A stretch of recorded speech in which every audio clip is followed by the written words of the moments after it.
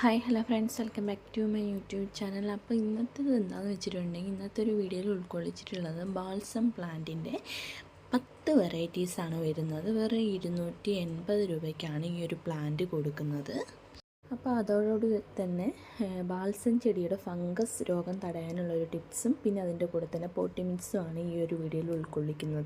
അപ്പം നമ്മൾ ഈ കാണിച്ചിരിക്കുന്ന സൈസിലുള്ള പ്ലാന്റ്സ് ആണ് നിങ്ങൾക്ക് അയച്ചു തരുന്നത്. നല്ല ഹെൽത്തി ആയിട്ടുള്ള റൂട്ടഡ് ആയിട്ടുള്ള പ്ലാന്റ്സ് ആണ് കൊടുക്കുന്നത്. അത്യാവശ്യം ബിഗ് സൈസിലുള്ള പ്ലാന്റ്സ് ആണ്. വെരിക്കേറ്റഡ് ലീഫും ഉണ്ട്, നോർമൽ വെറൈറ്റീസും വരുന്നുണ്ട് ഇതിൽ.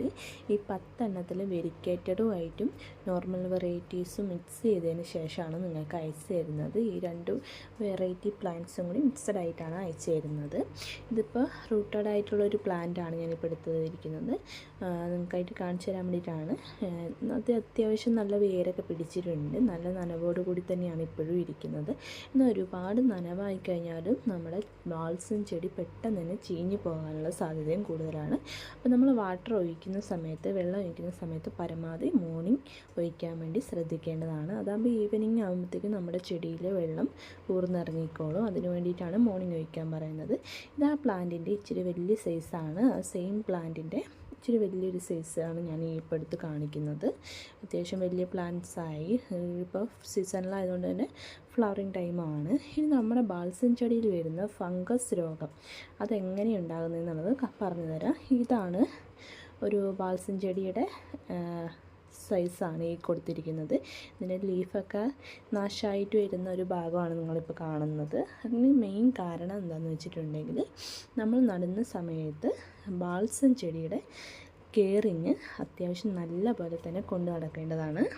അപ്പം നമ്മുടെ പ്ലാന്റ് ഇങ്ങനെയാകാൻ മെയിൻ കാരണം ഫംഗസൈഡ് യൂസ് ചെയ്യാത്തത് കൊണ്ടാണ് നമ്മുടെ പ്ലാന്റിൻ്റെ ലീഫൊക്കെ ചീഞ്ഞ് തണ്ട് ഭാഗത്തിൻ്റെ മുകൾ ഭാഗം ചീഞ്ഞു പോകുന്നതിന് മെയിൻ കാരണം ഫംഗസൈഡ് യൂസ് ചെയ്യാത്തത് കൊണ്ടാണ് മെയിനായിട്ട് സംഭവിക്കുന്നത്. അപ്പോൾ നമ്മുടെ കയ്യിൽ പ്ലാന്റ് കിട്ടിയ ഉടനെ നടാണ്ട് ഒരു 2 ദിവസം ആ ഒരു ജിഫി ബാഗിൽ അനക്കാതെ അങ്ങനെ തന്നെ വെക്കുക. അപ്പോൾ 2 ദിവസം കൊണ്ട് നമ്മുടെ ഒരു കാലാവസ്ഥയായിട്ട് ആ പ്ലാന്റ് ഒന്ന് സെറ്റായി വന്നതിന് ശേഷം മാത്രം നിങ്ങൾക്ക് വേറെ ഒരു പോട്ടിലേക്ക് ചെയ്യാൻ ശ്രമിക്കുക.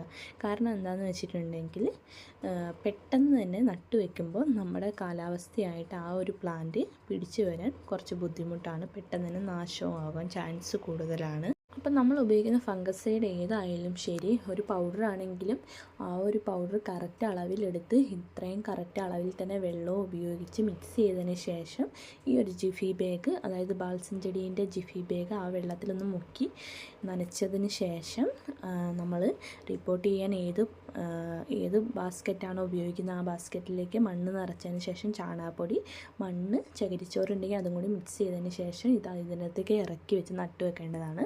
അങ്ങനെ ചെയ്യുകയാണെങ്കിൽ തന്നെ നമുക്ക് ഫംഗസൈഡ് ഉപയോഗിക്കുകയാണെങ്കിൽ തന്നെ നമ്മുടെ പ്ലാന്റ് പെട്ടെന്ന് ചീയുകയോ കരിഞ്ഞു പോകുകയോ അങ്ങനെയൊന്നും ഇല്ലാതിരിക്കും.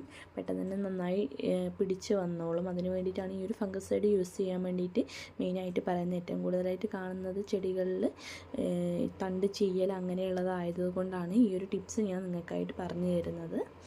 അതുപോലെ തന്നെ ഒരുപാട് കെയറിങ്ങിൻ്റെ ആവശ്യമുള്ള ഒരു പ്ലാന്റും കൂടിയാണ് ഈ ഒരു ബാൾസം ചെടി എന്ന് പറയുന്നത്. അതൊന്ന് വലുതാകുന്നത് വരെ നമുക്ക് ഒരുപാട് ഇതിനെ കെയർ ചെയ്ത് കൊണ്ട് നടക്കേണ്ടതുണ്ട്. നല്ലപോലെ വെള്ളം കൊടുക്കുക, അതുപോലെ തന്നെ ഒരുപാട് കെയർ ചെയ്യുക. ഈ പുഴുക്കൾ അങ്ങനെയുള്ള സാധനങ്ങൾ ഉണ്ടാകുകയാണെങ്കിൽ തന്നെ ഇച്ചിരി ഷാമ്പു കലക്കി വെള്ളത്തിൽ കലക്കിയതിന് ശേഷം ഒന്ന് സ്പ്രേ ചെയ്ത് കൊടുക്കുക. അങ്ങനെയുള്ള ഫംഗസ് ഇൻഫെക്ഷൻ ഇല്ലാതിരിക്കാൻ വേണ്ടിയിട്ട് അതൊക്കെ ഒന്ന് ചെയ്യുന്നത് നല്ലതായിരിക്കും. പ്ലാന്റ് നല്ല ഹെൽത്തി ആയിട്ട് വളരുകയും ചെയ്തോളും. അപ്പോൾ ഒരുപാട് കെയറിങ്ങിൻ്റെ ആവശ്യമുള്ളൊരു പ്ലാന്റും കൂടിയാണ്. നല്ലപോലെ ശ്രദ്ധിച്ചതിനനുസരിച്ചിട്ടാണ് നമുക്ക് ഈ ഒരു പ്ലാന്റ് നല്ല രീതിയിലായിട്ട് വളർത്തിയെടുക്കാൻ പറ്റുള്ളൂ. അപ്പോൾ ഒന്ന് നന്നായിട്ട് ശ്രദ്ധിക്കേണ്ട ഒരു പ്ലാന്റും കൂടിയാണ്. അതോടൊപ്പം വെള്ളം ഒഴിച്ച് കൊടുക്കുമ്പോൾ ശ്രദ്ധിക്കണം. ഒരുപാട് വെള്ളം കെട്ടിക്കിടന്നു കഴിഞ്ഞാൽ പ്ലാന്റ് നാശമാവാനും ചാൻസ് ഉണ്ട്. അപ്പോൾ ഒരു മിനിമം വെള്ളം നനവോട് കൂടി തന്നെ ആ ഒരു പ്ലാന്റ് കെയർ ചെയ്ത് കൊണ്ടുപോകുക. ഇപ്പോൾ പോട്ടി മിക്സ് എന്ന് പറയുന്നത് നമുക്ക് ഇഷ്ടമുള്ള ഏത് വളം വേണമെങ്കിലും ഉപയോഗിക്കുന്നതാണ്. ഉപയോഗിക്കുമ്പോൾ അതിൻ്റെ അളവനുസരിച്ചിട്ട് ഉപയോഗിക്കാൻ വേണ്ടിയിട്ടായിട്ട് ശ്രദ്ധിക്കേണ്ടതാണ്. അപ്പോൾ ഫ്രണ്ട്സ്, ഞാൻ ഈ പറഞ്ഞിരിക്കുന്ന ഫംഗസൈഡിൻ്റെ ഏകദേശം അത് നിങ്ങൾക്ക് മനസ്സിലായിട്ടുണ്ടാവും എന്ന് വിചാരിക്കുന്നു.